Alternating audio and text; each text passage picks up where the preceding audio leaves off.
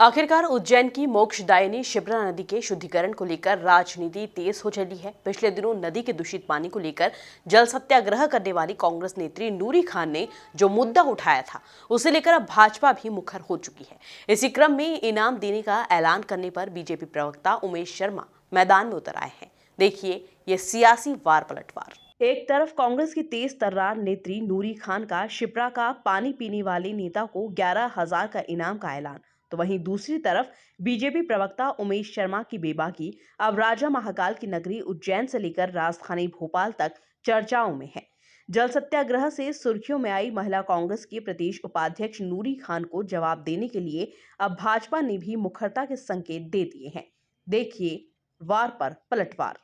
देखिए, साधु संत लगातार शिप्रा शुद्धिकरण के लिए लड़ रहे हैं, तो मुझे ये साबित करने की ज़रूरत नहीं है कि खान नालों सहित 16 गंदे नालों का पानी शिप्रा में मिल रहा है। हाँ, मैंने कहा है, इन्हें चैलेंज किया है कि आप यहाँ आएँ,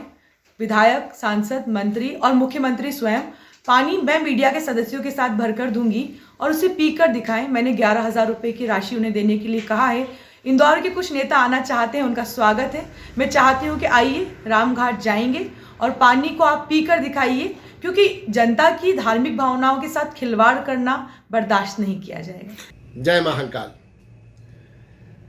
एक दो दिन पहले कांग्रेस पार्टी की एक वाचाल और बड़बूली महिला नेत्री ने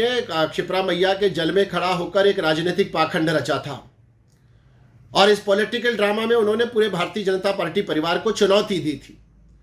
और यह भी कहा था कि कोई भाजपाई शिप्रा का जल पीकर बता दे तो 11,000 रुपये का इनाम दूंगी। उनके इस पॉलिटिकल ड्रामा, इस राजनीतिक पाखंड से मैं विचलित नहीं था। मेरी वेदना का कारण यह था कि कोई भी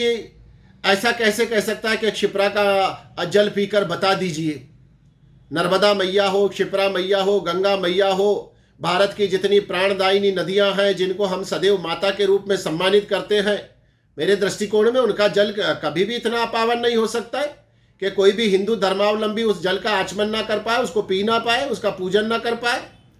मैंने उनकी इस चुनौती को स्वीकार कहा मैंने कहा कि मैं आऊँगा शिप्रा मैया का जल पीने के लिए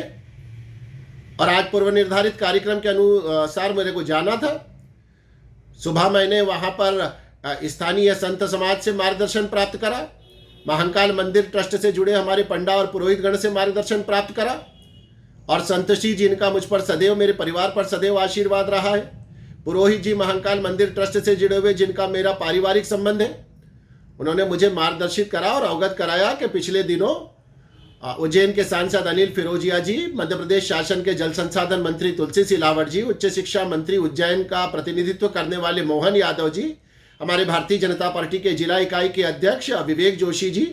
और वहाँ का जो प्रातः स्मरणीय संत समाज है जो शिप्रा नदी को लेकर सदैव चिंतित रहता है, महाकाल मंदिर ट्रस्ट से जुड़े पंडा और पुरोहित, इन सब ने मिलकर एक सामूहिक बैठक करी थी जिसमें कुछ चुने हुए गणमान्य नागरिक प्रतिनिधिगण भी शामिल थे। इन सब ने मिलकर शिप्रा मैया के जल के शुद्धिकरण को लेकर एक विस्तृत कार्य योजना बनाई है और न केवल कार्य योजना बनाई है, उस पर काम शुरू हो गया है। मुख्यमंत्री शिवराज सिंह जी चौहान ने गंभीरता और प्राथमिकता के साथ उस काम को दिशा प्रदान करी है। तो श्रद्धेय संत श्री जी ने और पुरोहित जी ने मुझे कहा है कि चूंकि शिप्रा हम सबके लिए धार्मिक आस्था का केंद्र है और किसी भी विधर्मी महिला के इस राजनीतिक पाखंड से हम लोगों को कोई भी अंतर नहीं पड़ा है और हमको किसी की प्रमाण पत्र की आवश्यकता नहीं है कि हम शिप्रा मैया का जल पी सकते हैं या नहीं पी सकते हैं। और उन्होंने मुझे ये भी मार्गदर्शन दिया कि एक नादानी भरे राजनीतिक पाखंड का जवाब अगर आप देने के लिए आएंगे तो ये राजनीतिक बखेड़ा और अनावश्यक रूप से तूल लेगा